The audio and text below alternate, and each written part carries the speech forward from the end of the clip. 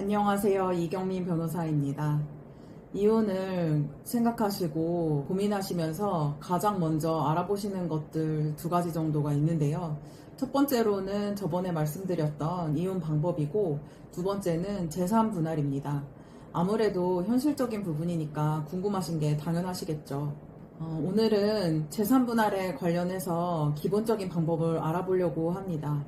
물론 사람들마다 사정이 각각 다양하게 다르기 때문에 경우가 조금씩은 달라질 수도 있지만, 일단 가장 기본이 되는 부분에 대해서 말씀을 드려보겠습니다. 아주 간단한 그리고 기본이 되는 재산분할 방식에 대해서 설명을 드려보겠습니다. 일단 결혼일 이후 생긴 부부 각 명의의 재산을 모두 꺼내놓습니다. 아파트, 자동차, 예금 채권 이런 것들은 적극재산이라고 하고요. 아파트에 설정된 담보대출 또는 신용대출, 이런 빚 같은 것들은 소극재산이라고 합니다. 그래서 부부 명의로 된 적극재산과 소극재산을 모두 꺼내봅니다. 다만 여기서 주의하실 점이 있습니다. 특유재산이라는 것이 있어요. 결혼하기 이전부터 내 소유였다, 이러면 들어가지 않고요. 또는 결혼 생활 중에 부부 일방의 부모님으로부터 상속 또는 증여를 받았다, 그렇다면 그 경우에도 특유재산이라고 보아서 재산 분할 대상에 들어가지 않습니다. 그런데 또 예외가 있어요. 3년 정도 결혼 생활을 유지를 했다. 그러니까 상속을 받은 이후 3년 이상이 경과됐고 그동안 결혼 생활에 문제가 없었다. 예전에 재산을 가지고 왔는데 결혼 생활을 3년 이상 잘 원만하게 했다. 그랬다면 그 특유재산을 지키고 불리는데 상대방도 상당한 공헌을 했다, 이렇게 보아서 그 특유재산도 재산분할 대상으로 보는 경우가 많습니다. 그리고 이렇게 전체적으로 드러낸 재산을 다 합칩니다.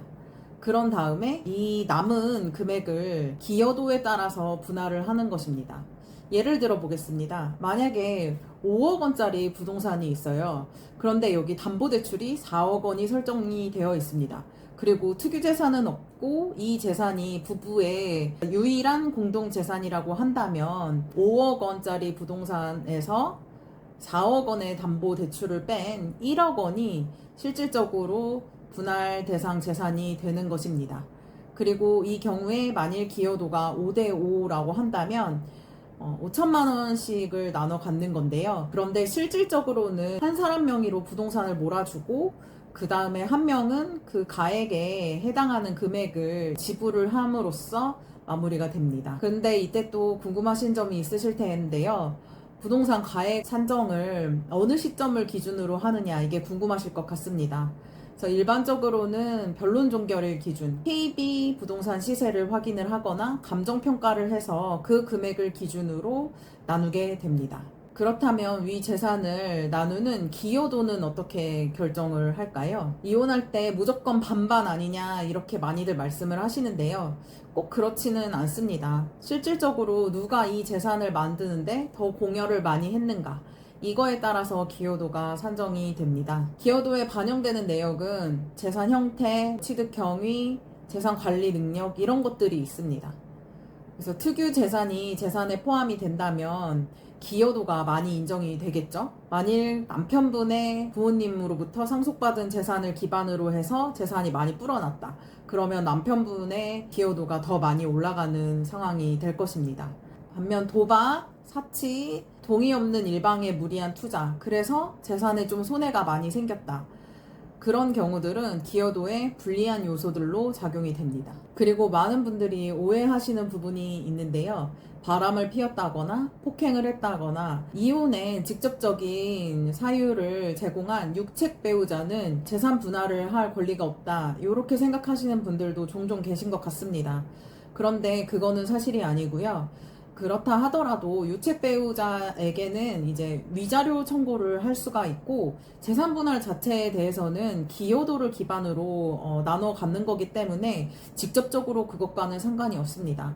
이제 다만 아까 말씀드린 것처럼 뭐 유책의 사유가 예를 들어서 도박이다, 그래서 집안의 재산을 모두 탕진했다, 이런 경우라면 기여도에 안 좋은 영향을 주겠지요. 그래서 뭐 영향을 줄 수는 있지만 애초부터 재산을 달라고 하는 권리가 없다, 이렇게 볼 수는 없습니다. 마지막으로 정말 중요한 주의사항이 있습니다.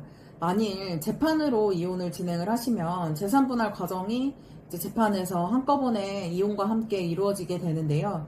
그렇지 않고 협의 이혼을 하신 경우에는 재산분할을 협의 이혼이 완료된 날, 그러니까 협의이혼 신고서를 구청에 제출한 날로부터 2년 이내에 재산분할 청구를 하실 수가 있습니다. 두 사람이 협의로 재산 분할을 하시는 건 기간에 구애를 받지는 않지만, 만약에 협의가 제대로 되지 않고 갈등이 좀 심하다, 그런 경우에는 협의 이혼 신고서를 구청에 제출한 날로부터 2년 이내에 재판으로 청구를 하셔야 합니다. 이게 하루라도 도과가 되면 재판상 청구를 할 수가 없어요. 반대로 두 사람이 모두 합의를 제대로 해서 재산 분할이 끝났다고 생각을 했는데 갑작스럽게 소를 받을 수도 있습니다.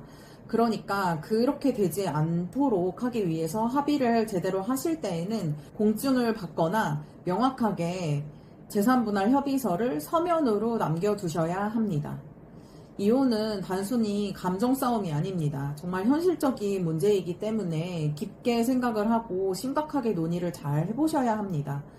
이혼을 마음먹으셨다면 배우자에게 먼저 말을 꺼내지 마시고 일단 내 권리를 확인을 먼저 해보시고 그 다음에 좀 신중하게 행동하실 것을 추천해 드립니다.